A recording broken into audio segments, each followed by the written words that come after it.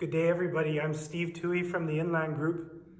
Inland is the dealership group for Kenworth Trucks, Tiger Cat Forestry, Kay's Construction, and Link Belt Forestry and Construction Equipment in Western Canada and the United States.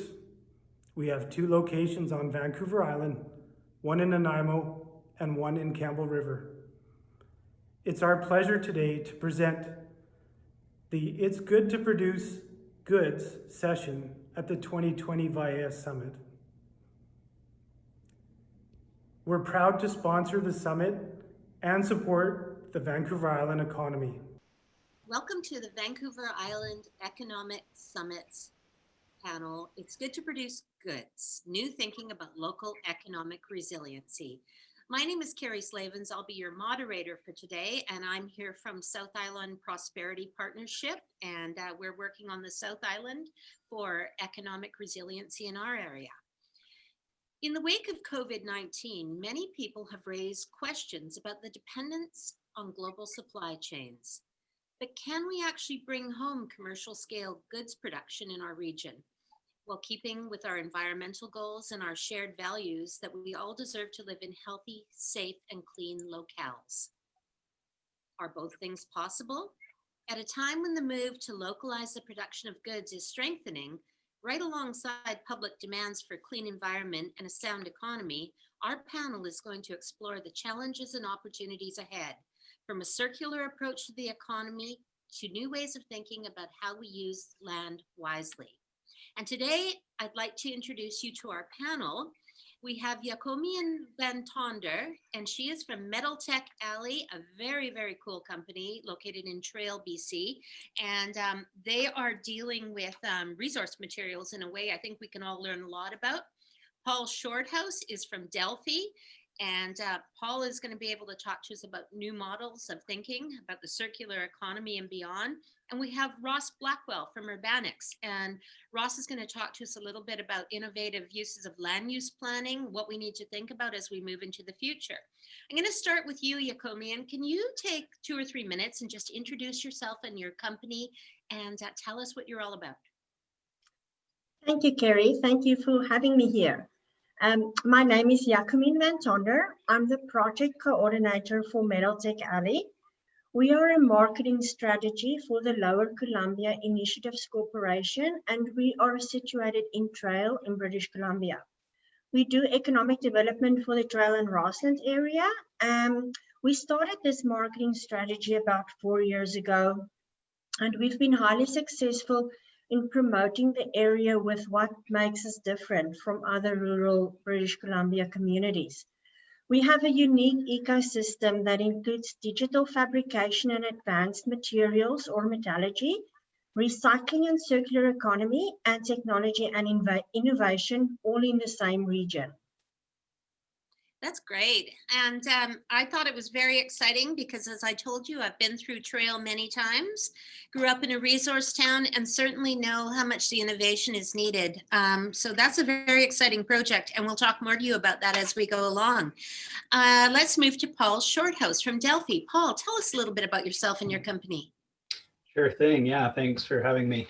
I'm a senior director with the Delphi Group. I'm based here in Victoria on Vancouver Island, and I've been with the organization about 5 years now.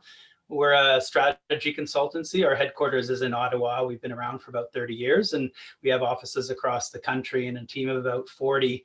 As an organization or a company, our vision is to create a more sustainable, prosperous, and socially just future within a generation. And we do that by working with companies and organizations across every province in Canada, across all different industries and sectors, and also all levels of government. We're sort of focused on 4 key areas. We work in the climate change space, we work in corporate sustainability, we work in the clean tech and innovation space, and then in the area that I lead up, which is our green and circular economy work. And that's largely about focusing on understanding the macro trends, where things are heading in the transition to a low carbon or circular economy here in Canada, and also how to maximize the opportunities that come from that transition and minimize the risks as part of that. That's great. So we're going to be calling on you for a lot of that knowledge and get you to talk to us about some trends as we go through this. Next, we have Ross Blackwell, and he is from Urbanics, and you're here on Vancouver Island, I understand. And tell us about your company and a little bit about what you do. Well, thank you very much. It's a pleasure to join this amazing group of talent. So as you rightly point out, I'm with Urbanics Consultants Limited. Urbanics has been around since 1976. And so it has seen lots of economic cycles since that time. My role with Urbanics is Executive Vice President. And the work we do is both local, national, and international. And it focuses around land use economics and issues related to land use economics. So areas of study include highest best use analyses, socioeconomic impact assessment, marketability assessments, and then the full gamut of land use planning resources as well. So our head office is in Vancouver. We recently started up an office in Duncan. Of course, with COVID, that has had implications with regard to its vibrancy, but we hope to be fully operational again once the dust settles around COVID. Right. And that's a great segue because, of course, COVID-19 has changed so much for all of us. And one of the things it's caused a lot of people to do is look at our global supply chains. I mean, a good example was personal protective equipment. You know, why weren't we making it here at home? Did we have access to it? Were there shortages? But there's much more than that we rely on globally. So has COVID-19 awoken us to the need to produce goods here at home? What are you hearing and what are your thoughts? I'm going to throw that out to all of you. I'm sure I'll start off. I mean, I think we all know it was a major shock to our economic system because of the initial lockdown measures that sort of cascaded from China and Asia to Europe, then to North America. And that sort of combination, I would say, of large scale and widespread demand and supply side shocks all happening simultaneously really separated sort of COVID from other crises, the supply chain shocks we've seen in the past. And that was really aggravated around local transportation disruptions, whether it was airport closures or shipping delays or traffic jams at border controls, or on the other side, the severe sort of workforce depletions. So quarantine measures, childcare issues, et cetera, that compounded factories having to close and impacting on supply chain disruptions, whether it was related to food and agriculture production, the access to parts when you want to get something repaired, stores struggling to keep their shelves stocked, whether it was toilet paper or any other issue, which is more of a localized problem. Anyway, the point being, I think that it really showcased how reliant we are on the globalized model and the need for more resiliency. And in the early days, as you mentioned a bit, Carrie, we saw sort of some pivoting of our domestic supply chain. We saw distilleries making hand sanitizer. We saw automobile manufacturers making ventilators, and it really shows that we can move quickly and innovate when we're forced to in sort of these crises, but how can we think more long-term, resilient-wise? That's great. Jacomina? From an industrial perspective, everybody thinks we need PPE. It goes further than that. Here at Tech Trail Operations, they produce germanium. And germanium, since March when COVID started, the demand for germanium was very high because that's what they used to make thermometers with. And suddenly the demand for thermometers was very high. So even though they make 18 different metals here, suddenly the demand for germanium grew very high. The other demand was also for copper. Copper is a very important antimicrobial product. It reduces contamination. It achieves 99.9% reduce. It's a very good sanitizer, and it's got antibacterial, antiviral, and antifungal properties. And it also keeps 8 hours on a surface, whereas any other cleaner doesn't keep longer than 2 hours on a surface. So in terms of industry, I think that also increased, but that also had companies and industries like tech, they had to do a shift change. They might not always have produced as much germanium as they usually did, and now suddenly the demand was higher. So they did have to make that change. But in terms of industry, there was also a demand for the raw products to be manufactured. I have to confess, I hadn't really heard much about germanium.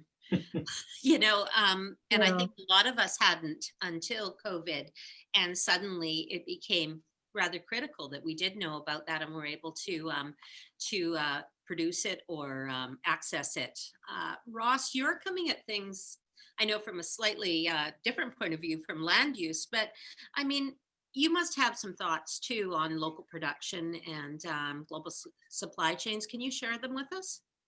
Yeah, certainly. The challenges around global supply chains is, been well covered and self-evident, but it really magnifies the issues that a lot of resource-oriented communities are facing anyway. What it does is it focuses the need to build more resilient, more sustainable economies and get away from this boom and bust cycle that is such an Achilles heel to the quality of life and livability of communities. And so, central to that question is this: to what degree are communities prepared to shift, to accommodate new types of investment or expansion of existing industry? How prepared are they? Are they taking the role of advocate or facilitator? There are a number of questions that I think need to be asked and answered with regard to land use and how that interfaces vertically as well as horizontally, and ultimately with respect to how it interfaces with the supply chain economics. It's all well and good to say, well, we need to be less dependent on production offshore, but are we prepared to accommodate development within our own communities? Or are we showing in various communities throughout Canada, the investment community, stop signs and say, we only will accept this, that, and the next thing, and cherry pick the sorts of industry that it deems successful and suitable to their particular philosophical alignment. And of course, naturally with certain industries, there are the ancillary industries that support the main industry. So if there is a very important vertical and horizontal relationship to these elements that I think are informed to a significant degree by local community preparedness and readiness, through servicing, through proper zoning, and ultimately some degree of social license to accommodate the flexibility around industrial growth and investment generally. Well, that's a very good point. And so why don't we look at that for a minute? How prepared are we really? I mean, there's a lot of NIMBYism, there's a lot of pushback. Do we really understand the implications of what a good sector of our population may be asking for when they say we want to produce goods locally? Are they thinking strictly of little artisan workshops, or are they thinking bigger? Does anybody have any initial thoughts on this? Paul, maybe I'll start with you.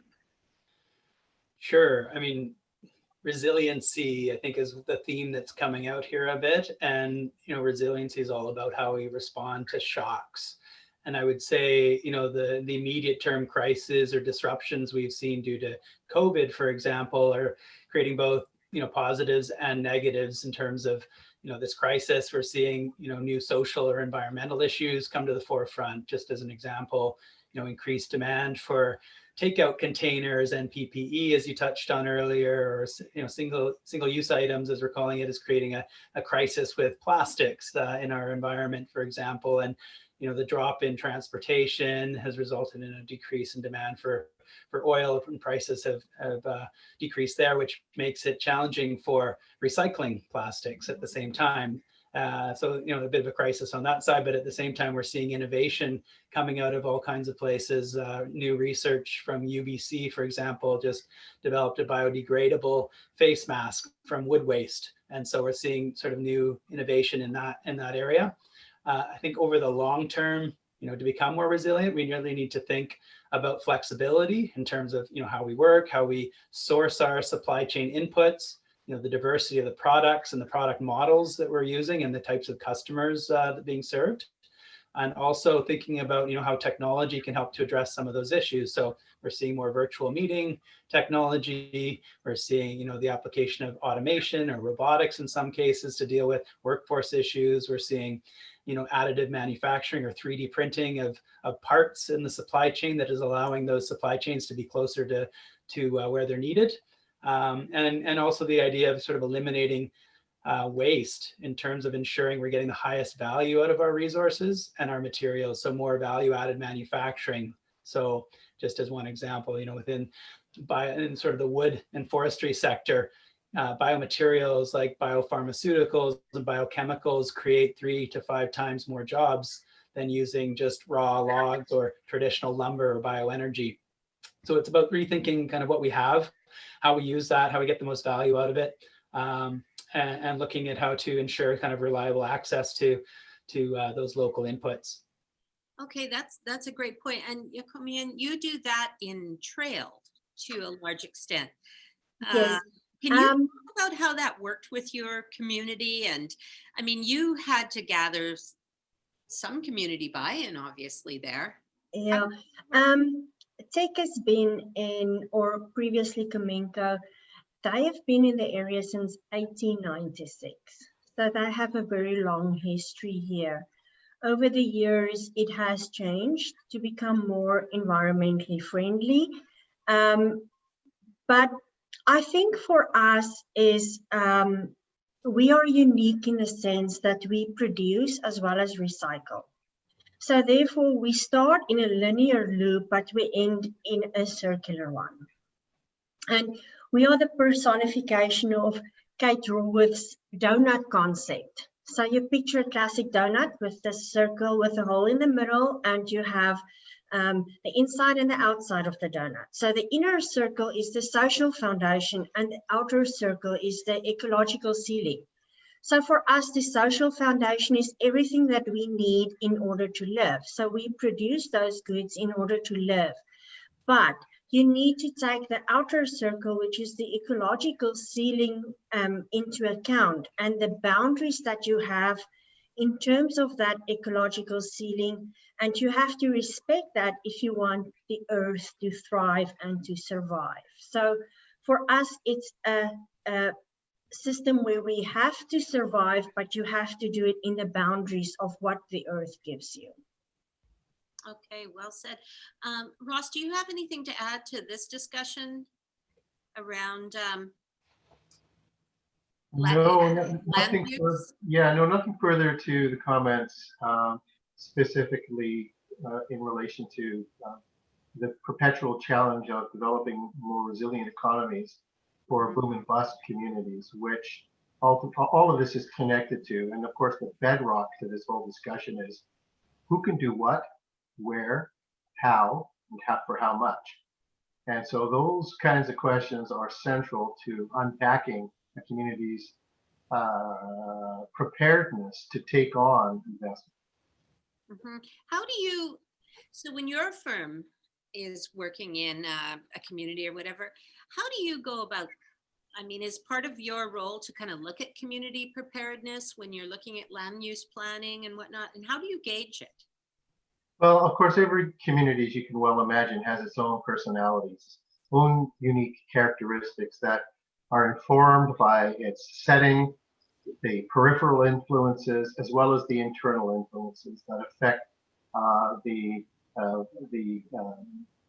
demographic profile of the community.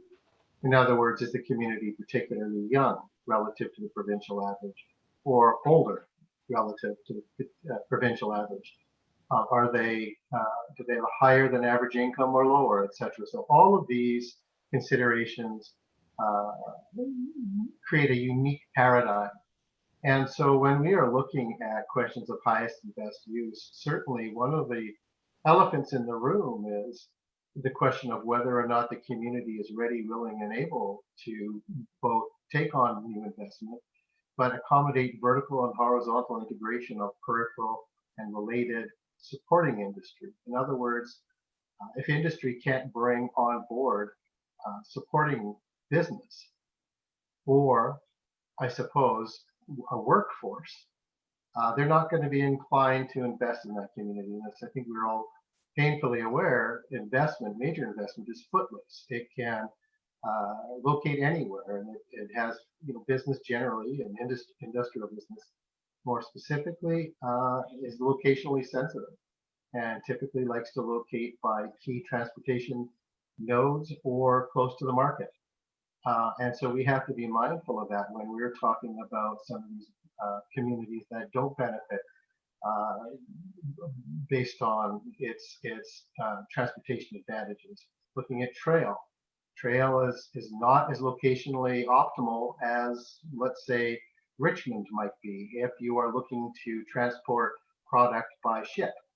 And so does that mean trail folds up its tent and goes home? No, it doesn't. It's about how trail thinks about repositioning itself. And part of the work we do is unpacking that nucleus to understand what the moving pieces are, so that we might be able to provide decision options around realigning those elements, so that places like trail or any other location in the province can capitalize on its inherent advantages. But of course, the one unspoken elephant in the room is the social license, and how various community voices can make quite challenging in major investment opportunities. As we all know, it's a very risky thing, bringing in new money to a community, and investment looks for some degree of surety. And the less stable that social license is, the less surety. And it means that investment may choose to look elsewhere. That's one of the challenges that we try to identify and try to unpack and provide solutions to. Right. Okay. Paul, do you have anything to add to that around social license and communities becoming investment ready? We don't work too closely on the social license side, but I would just reinforce the need for, effective communication strategies, real engagement, real partnership development from the beginning, in terms of the concept and bringing projects forward, really showcasing the community benefits of the initiative, and really looking at how to limit any negative impacts that come from that, obviously, which is sort of fundamental to how that would work. And I think there's a whole range of new virtual engagement and convening platforms that are evolving partly through this crisis that could open up new doors and ways to engage and to gain social license, if we're to leverage some of those tools. Okay, that's really good to know. And Ross, I just want to throw one more question here at you. What are avoidable zoning pinch points that can impact the community's business friendliness? Sure, that's a really good question. And before I answer that, perhaps I can just add a little bit more to this whole notion of social license. There's the reactive and then the proactive. And I think if a community is really serious about preparing itself for the unknown with respect to investment, then it has to do the groundwork well up front. And certainly realizing some of the tools that Paul has articulated. But above and beyond that, there are many other pieces of work that, like jigsaw puzzles, have to come together before the community is even asked about what they want to see or what they don't want to see. Change starts with awareness, and I think local government, to serve the interests of economic resiliency or economic sustainability, needs to really emphasize an investment in preparing the community through awareness. So with regard to your question pertaining to pinch points vis-a-vis zoning, one of the challenges that I've frequently bumped into is the mismatch between conventional zoning and unconventional investment, or the desire of a successful business to expand. And it becomes a little bit much when the business has outgrown its site by virtue solely of the zoning, and is then faced with the tremendous cost of relocating or not expanding. So the zoning pinch points, I would refer to are those pinch points that exist around the traditional kind of Euclidean or regulatory a suite of zoning provisions associated with industrial zones, whether it be light, heavy, or otherwise in particular.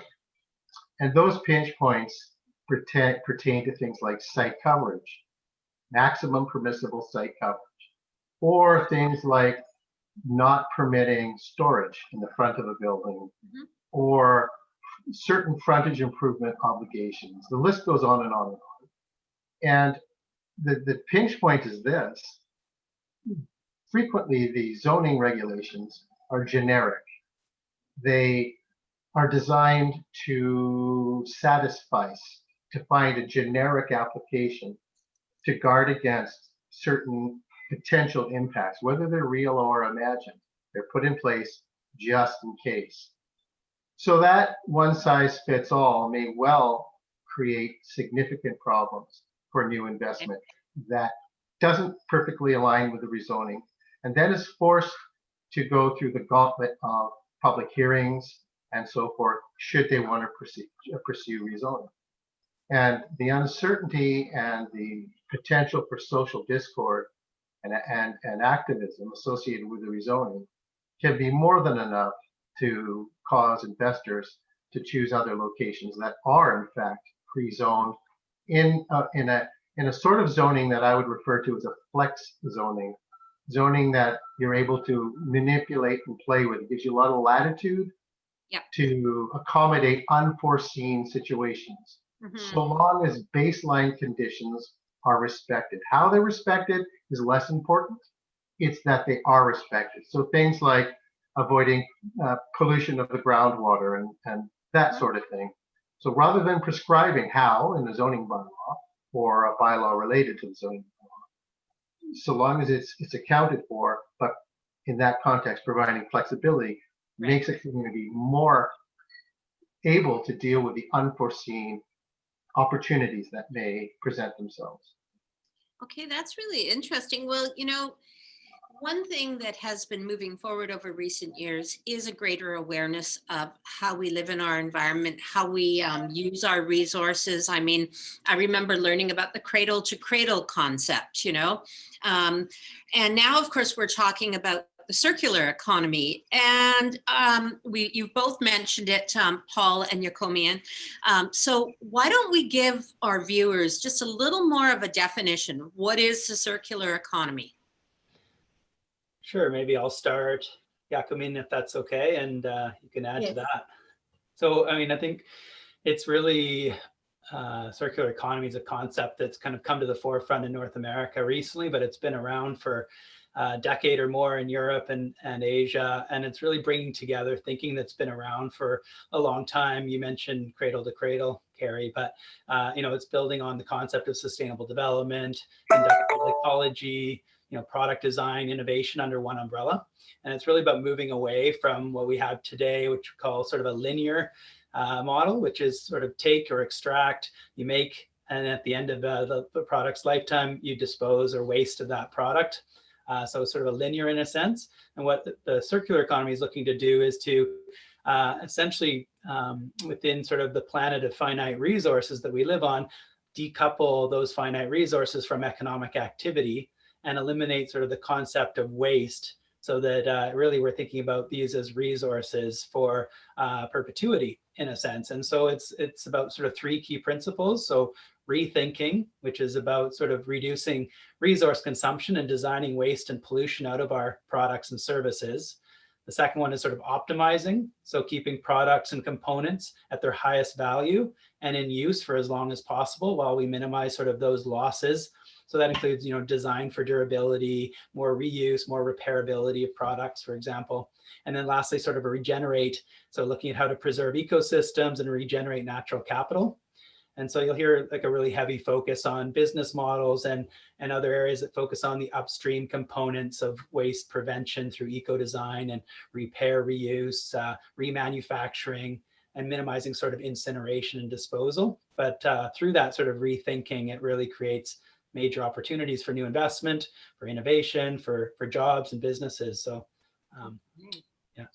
That's really interesting. Yakumin, do you want to add to that definition and maybe expand on your own experience within that? I do want to add, in the sense that what we have realized is there's really a need for education about what circular economy is. We're hosting a conference next year all about industrial circular economy, specifically because we feel that people don't know exactly what it is. There's that need for education. We've realized some people have been doing that, but they didn't realize what they were doing was circular economy, and they can expand it and do it better than what they've been doing it so far. So those are the things that we feel that we need to focus on, is we need to educate people, and we need to tell them how they can do it better if they're already doing it. The other thing that we also realize is people think, oh, this is going to cost me a lot of money. That's not necessarily true. If you're educated and you know what you can do and you know what you don't, what you want to do, you can even increase your business instead of losing money because you want to go circular because it's the right thing to do.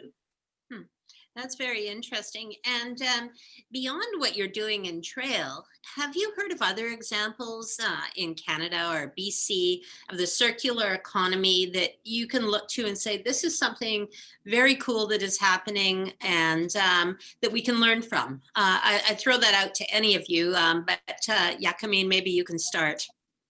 Definitely.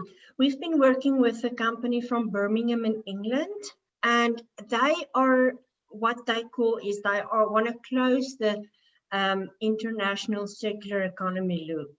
So they've been working with over 50 companies, and they have a list of wants and needs, and they put people together. And I'm not talking about the pallets that you get your stuff on that the guy next door wants to make furniture of.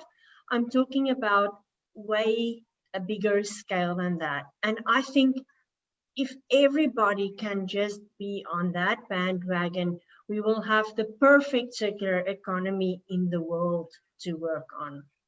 Okay. Paul, do you want to?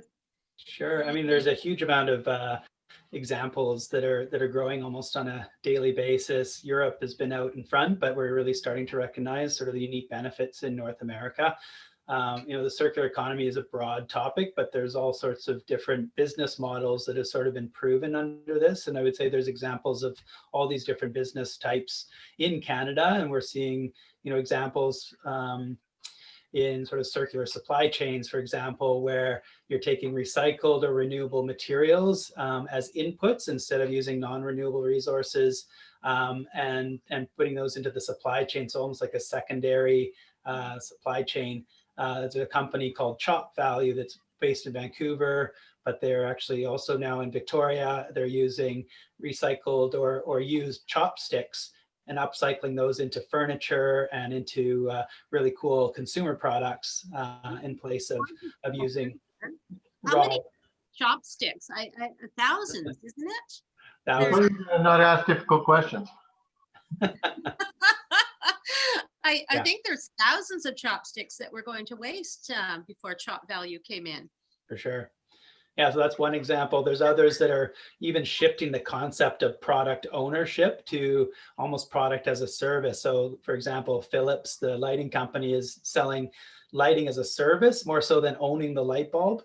So it's about kind of shifting that whole idea of products on its head to some degree and looking at more leasing models or long-term repair and maintenance models. And you can create an enormous amount of jobs through the repair of materials and products as well. I think, 6 times more jobs can be created from deconstructing a building at the end of its life. 20 times more jobs in repairing electronics than just making new. So an opportunity for local communities to rethink, the products throughout their lifetime. I think that's great. And, like somebody mentioned to me the other day, the old commercials about the Maytag repairman that were on when I was a little kid. And for those who are too young, he was always lonely because Maytags apparently never broke down. Anyway, we were saying there's probably, you know, nowadays, I mean, more need for repair people than ever. And for products, you know, you want to keep repairing them, and you can't often find people to repair products. Not necessarily Maytags. I make no claim on Maytag here. So yeah, I mean, the repair industries are something that it would be lovely to see a resurgence of. It seems like a remarkable overlap with what I would perhaps correctly or incorrectly term the neo-traditional industrial economy. You think about the wartime economy, it was defined by precisely this. Nothing was wasted. Everything was recycled, reused, etc. So in order to go forward, we're really taking a page from the past. It's kind of ironic, really. Absolutely. And Ross can tie that in even to, you know, indigenous traditional knowledge, right? Working within sort of their 7th-generation landscape. And, you know, I think they've found that $10 billion worth of materials are entering the landfill in the US alone. So a huge amount of resources that are being lost right now. You know, 3/4 of that could be taken back and recycled or repurposed. So how do we eliminate that concept and really think about capturing the value out of what we're currently throwing away?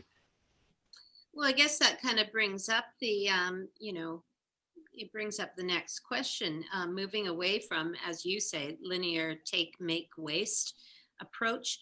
How do we get our communities moving in the right direction? How do we get our province moving in this direction? What needs to happen to see more of this?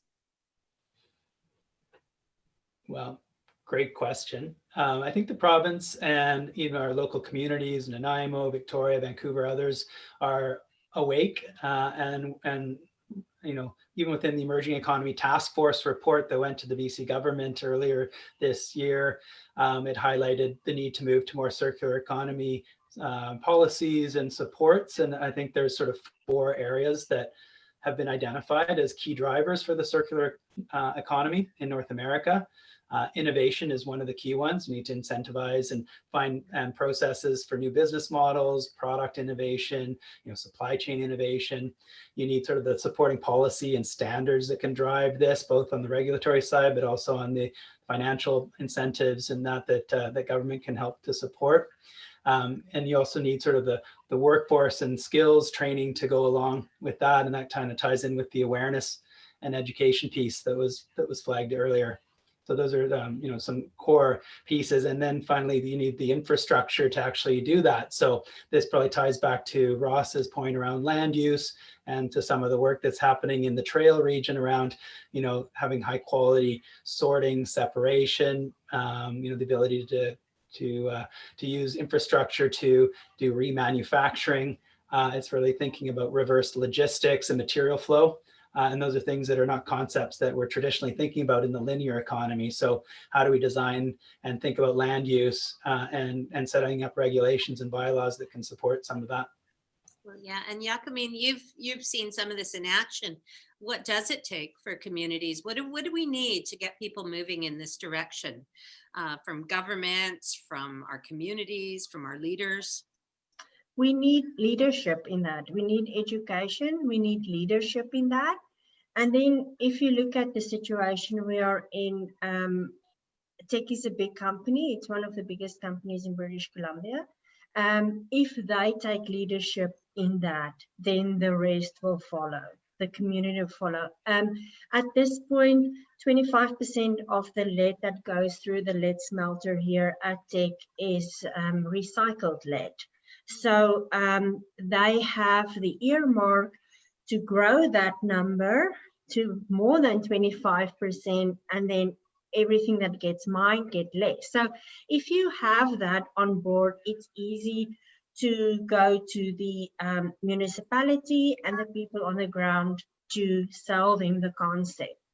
But we still need the province and the federal government to be on board. They all have nice strategies. I know the Canada's national circular strategy, has got a specific plan for Canadian minerals and metals. And it's all very nice, but we at the ground need to implement that. We need to be able to have the knowledge to implement that. We need to have the money to implement that. So what I want to tell the federal government and the provincial government is we can do it. With support from the level that we are, we can do it, but we do need more support. Okay, good point. Ross, do you want to contribute? How do we get moving in the right direction here without, killing our economy, but still doing the right thing for the environment, which I happen to believe is possible. I don't see why it shouldn't be. And, people used to make a division between environment, economy, but I think more and more we're seeing that it is possible to do good things by both. What are your thoughts? Yeah, it's very true. I think we're at a difficult point in the transition of our Western economy in particular, insofar as on one hand we are picking up speed with regard to transitioning from the traditional economy to a low carbon economy, but the speed at which that is happening is not commensurate with the speed of the shift in community expectation. And so we are not in a position to decouple at the rate that some voices in the community would like to see us decouple. To decouple in dramatic fashion can have all sorts of unanticipated consequences. So naturally, that decoupling or the evolution to a lower carbon economy and lower carbon strategies, innovations, technologies has to be done thoughtfully, inclusively, and pragmatically. And I think, the winds of opposition, I think, are good. They fill the sails of change and innovation, but they can also create significant difficulties for smaller communities that are reliant on more traditional forms of economic investment. So think about the tension around LNG. Both camps are legitimate on both sides of the equation. Should we be investing? Well, on one hand, you could argue, no, we should be investing in greener technology. But on the other hand, the other argument is, I think, appropriate too, insofar as it's a cleaner alternative to coal. And until we get to a greener technological infrastructure, it's an unavoidable step in that transition. Yet it's very divisive. So too with renewable resources like the forest industry, those that prioritize protection of ecosystems can come at the expense of the forest industry. So, ultimately, I think there was a comment earlier about the importance of communication. I think, Paul, it was you. Yeah. Communication, awareness, and knowledge, I think, is the fulcrum that all of this discussion sits. So we have 2 minutes left, and I want to give the other two a chance to jump in on that last point and give us any last thoughts you have on the subject we've been talking about today. Sure, I think I'll start. I think we see huge opportunities here, and I think the COVID crisis has kind of awakened some of our innovative and creative spirits. In a sense, it's also accelerated the need to move in this direction. So I see big opportunities for entrepreneurs, for innovators, for new partnerships, for new business and revenue models, not thinking about the traditional sort of linear product ownership models, but how do we think about how our supply chains can be resilient first and foremost locally, and then connect into sort of the global networks that supply and support. And as we transition to a circular economy, the bioeconomy, and getting higher value out of our natural resources becomes even more critical, and we can actually provide the world with some of those product feedstocks given our resource strengths, but we can also strengthen our local economies with repair, remanufacturing models that help to invest in new infrastructure and to support sort of transition that has less of an impact on our resource and energy systems, and create sort of more resilient communities that are more socially connected and supportive from that sense. That's a great point. And Jacqueline, I'm going to give you the last word. Thank you. The world is shifting to low carbon and digitized economy. And for that to happen, that will increase mineral and metal production in Canada. Production doesn't mean it's all bad. Production means that you can do something good with it, and then you can put that in the circular economy system. So for us, production is not a linear system. It leads to a circular system. And that's where we all want to be at the end of the day. I think that's really great. I want to thank all of you for a really interesting discussion. I learned a lot from all of you about areas I had never deeply thought about before, from land use to circular economy. I think this has been a wonderful educational opportunity for me, and hopefully for everybody in our audience. I would like to thank Jacqueline Van Tonder from Metal Tech Alley, Paul Shorthouse from Delphi, and Ross Blackwell from Urbanics for being here today. I want to remind you all to stay on for a Q&A session following. I'm Carrie Slavens. Thank you for joining us at the Vancouver Island Economic Summit.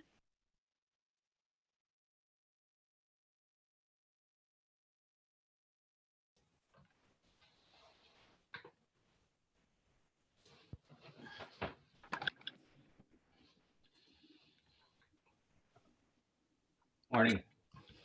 Good morning.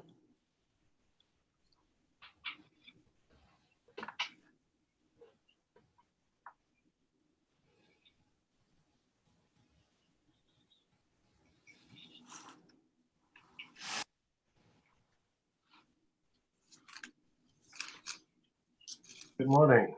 Good morning. How is everybody? Great. That's great. So We're live. good morning, everybody. Q&A session of the program. And I'm just gonna take questions. You can feel free to put up your hand or write them in the chat. We have the first question from the West Shore Chamber. How can we practically transition into more of a circular economy island? It feels like we are still very much part of a throwaway society. Who would like to take that? I can take a first stab at that. So, I mean, I think some of the some points were raised after that question was asked. So there may be some answers in the discussion that's happened so far. But I would say that one of the things we struggle with locally is getting good data or good metrics about the flow of our materials right now and how circular, for example, we are in Canada or in British Columbia or on the island. We don't track our material flow very well.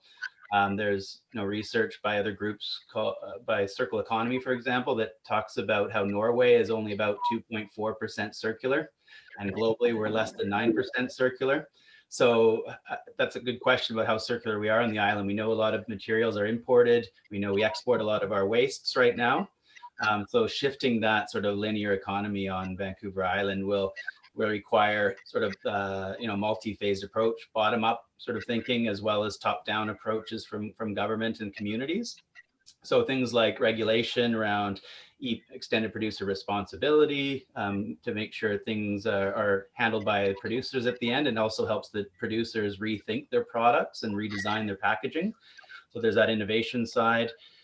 There's the shift in terms of product ownership models that we talked about on the panel, the opportunity to support the sharing economy. We know that cars sit idle 90 or 95% of their lifetime and are not being used for a lot of that period.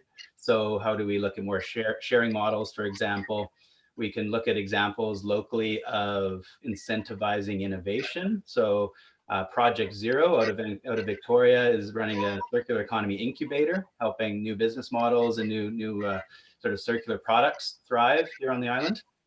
And we can also sort of support that culture of diversity that we have here. Ross mentioned earlier sort of needing to take an inclusive approach. And I think, the diversity actually inspires innovation in that sense. And I would just touch lastly is sort of the importance of collaboration and partnership. We know a lot of the design and product manufacturing activities right now don't happen within Canada, and we don't have the control necessarily over how those are being done individually. But if we collectively come as a voice, a stronger voice, we can have bigger influence. So one example is the Canada Plastics Pact that's launching this year in the next month or so, bringing together the whole supply chain around plastics to influence the broader decisions around how packaging is designed, the materials being used, the infrastructure that's needed to get plastics back into the supply chain and out into the environment. So there's just a few examples. I think as Vancouver Island, we can work collectively with other partners in regions like Metro Vancouver to try and help change some of the current models that are out there. And that's just plastics. It goes much broader than that, obviously. That's great. Yakameen, do you want to contribute to that from your point of view in the work? From my point of view, we have this idea that we are thinking of developing, which will take time, but I think if we can get that running, it will be great. And that is to develop and implement a product passport, which will tell you that your product will be traceable through the value chain. So you will know what you've bought and exactly where it comes from, which will give people an idea of how is this going to work, and then also where it's going. Is it going to the is it going to be wasted, or will it be able to be recycled further on down the line? Okay. Ross, do you have anything to add to that? I know you're more land use based in that, but that's a big part of it. Well, it seems strange in life that no matter the subject, I always have something to add. Certainly, I think kind of the backdrop to this is ensuring that communities are set up through their land use regulations to accommodate a kind of a flexible future. Businesses can't always predict their trajectory, particularly with respect to new technologies. And I guess municipalities need to be mindful that their zoning bylaws don't function as an innovative straitjacket and make it difficult to impossible for companies to shift the way they deliver their operations.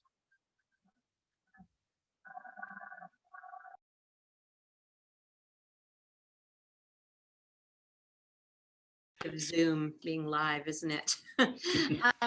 Here's a question. Do you have any examples and or suggestions of how small and medium-sized enterprises can shift and adapt better to the circular economy? Some of that you've already talked about. Any additional suggestions in particular for tourism and hospitality operators? So I mentioned sort of the three key principles for circular economy earlier in the presentation around sort of rethinking the models and designing out waste and pollution in our products and services, optimizing, so keeping products and components at their highest value for as long as possible. And the third piece is sort of that regenerate, or preserving ecosystems and regenerating natural capital. And I think there's a strong connection there with the tourism and hospitality industry, particularly in British Columbia, that we have such access to nature. But linking in sort of, at the macro level, what impact the tourism sector and the hospitality sector can have on local economies, as well as restoring natural ecosystems. So if you're serving food, what is the footprint of that food, and are you able to source it locally, and what happens to the food at the end, food waste, in terms of whether it goes back into the land in terms of compost and other activities there. Thinking about the supply chain and the procurement that you have as a business, in terms of where you get your products and the types of vehicles you're purchasing and the fuels you're using for running your business, or for the materials like paper and products. So there's the procurement side, and then there's the services side that you're providing, and trying to keep those sort of as a light a footprint as possible, and kind of putting a circular model over that. And there's 5 business models. I didn't get into the details of those, but if someone wants to follow up with me directly, I can share more resources around, the different SME models for circular economy. Okay, and thanks for that. And there's a comment here. Thank you, Yakumin, for the simple donut analogy encompassing social and ecological needs. My question is related to baseline data. If you cannot measure, you cannot manage. Is it possible to set statistics, production metrics to serve current and future populations? For example, essential products, food, clothing, housing. Yeah. Do you understand the question? Because I'm not sure I do. It's above my head. Yakumin? Paul, I think you should take this question. Yeah, I mean, it goes back to the point I was making around, we don't necessarily understand our baseline, and how circular we are at the moment. We don't necessarily have good metrics in terms of the materials we're using or the ecosystem impacts of our operations and our goods production. So I think there is absolutely a need to do better at collecting that data. There is efforts underway by groups like the Canadian Standards Association and Statistics Canada to start to develop frameworks that can better measure the baseline data. The Climate Action Secretariat is looking at alternative metrics. The BC government in other areas is looking at metrics to sort of align with sort of the broader donut analogy that's been referenced. So work is underway, but it takes, the challenge is transparency, and sometimes the data is owned by private sector and other groups, and it's not always easy to get access to that information. So it's about timely data, transparency, where we can get it, and coming up with the right metrics to measure that we should be measuring, to go beyond things like gross domestic product as the only measure or the primary measure of prosperity. I think there's other opportunities to flesh out those metrics, and lots of work happening by the OECD and others internationally to do some of that. New Zealand's kind of taken a forefront, as have some other countries in this space. Okay, that's excellent. Here's another question. For individual households and companies, one of the big challenges is to keep the cost of living operations within budget. What challenges do you foresee in reconciling the need with the desire to localizing the production of goods? How would you recommend incentivizing businesses and individuals to spend locally? I'll leave that one open to anybody who wants to take that on. Sounds like a perfect question for Ross. I was thinking that. Well, I'm not sure that I could contribute very much to that. I mean, that's such a complex issue, and not entirely kind of within my area of expertise, which is, as I say, land use economics and land use planning. So as much as I would love to weigh in, I don't think I could contribute much meaningful to that. Okay. Throw you under the bus. And Paul, I think you would probably have something to add to that. We're basically focusing on industry where we are, even though we do have a recycling system going for household products as well. So how do you incentivize people to do that? That's a very good question that we still need to figure out the answer to. At this point, I think it's all about doing the right thing, not doing the right thing that's gonna make you money at the end of the day, although there is the possibility for that. It hasn't been figured out 100% yet. I think it also ties back to one of the other questions about, how do we stop the big box store buying mentality? And in some ways, it comes down to convenience, to quality, and to cost, right? You've got to be able to get the product you want at the right, amount of quality. It's got to have a certain look and feel, or it's got to last, and it's got to be affordable. So wherever we can incentivize sort of those accessibility, driving down costs through incentives, or to make sure that we can remove barriers to getting products to market in an affordable way, with the right infrastructure, et cetera, and the quality is high, then we'll probably start to see that shift. and there's opportunities that come locally, and that means making repair and remanufacturing as affordable as building new. That's great. And I want to thank you all for such a fascinating panel and for contributing your knowledge. I also want to remind people, there was a few questions we didn't get to. For those who would like to take this conversation deeper, we will be having our roundtable discussion with the panelists at 10 a.m.